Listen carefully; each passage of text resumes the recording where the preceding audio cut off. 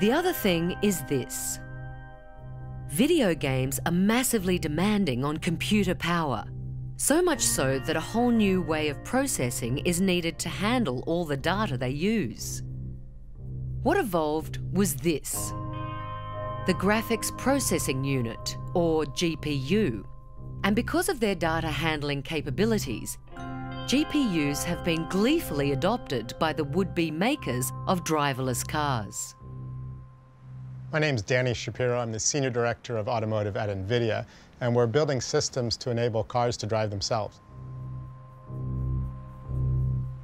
This is the brain of the self-driving car.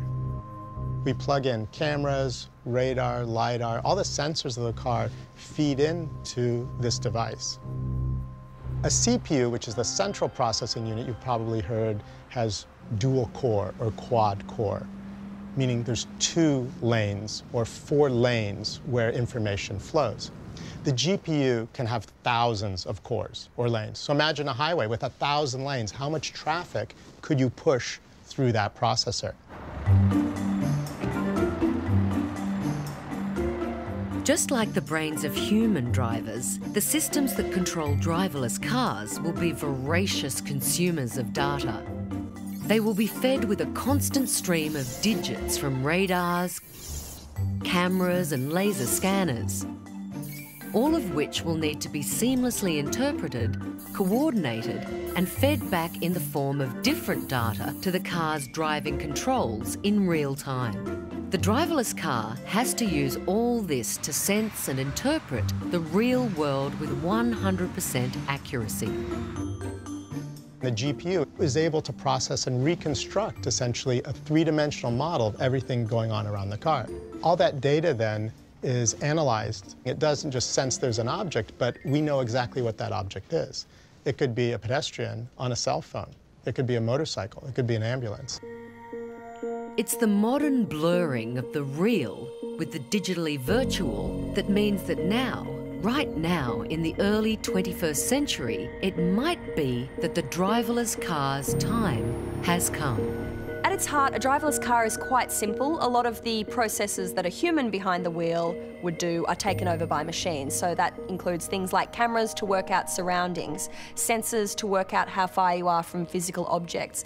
All of those things are built into a car and they all talk to each other and work in incredibly fast time to react to obstacles on the road, to help detect how fast you should be going down a road. Potentially in the future, those sensors and the car itself could even communicate with things like speed signs to know that you're going into a 60 area and slow down automatically. All of the processes that you'd have in a traditional car with a driver behind the wheel, down to windscreen wipers when it starts to rain or steering, all taken over by the machine. That level of technology brings us to the point where driverless starts to mean what it says. Level 4.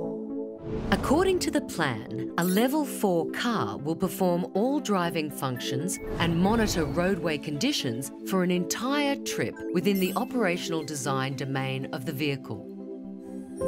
So this is it. This is, to all intents and purposes, the future. Driverless cars that will ferry you around with no need for you to worry yourself with troublesome bits of kit like steering wheels or brakes or gears or anything, really. And your Level 4 car will most probably be electric. It's different. It's a different driving experience. If you've not done it, you can't explain it, but it's instant acceleration.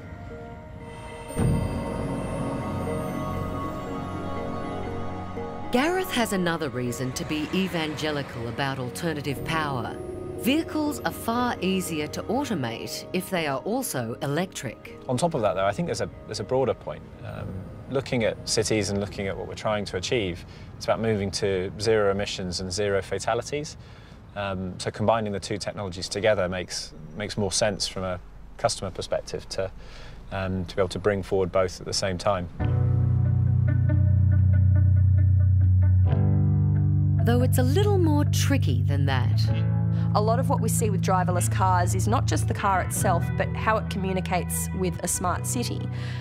And when you're communicating with a smart city, and when a car needs to communicate with the objects around it, suddenly you've got a lot of questions about networking. So we're going to need much faster networks in the future, and we're going to need networks that are capable of carrying a lot of traffic, a lot of, not traffic in the traditional sense, but a lot of data traffic. So when you've got countless sensors around a car detecting where objects are, when you've got those sensors speaking to street signs, to speed signs and traffic lights, and even buildings and parking garages, the networks become overloaded. We'll see a lot of this capability driven by 5G networks, and that'll be really what enables driverless cars, but we're still a while off that yet.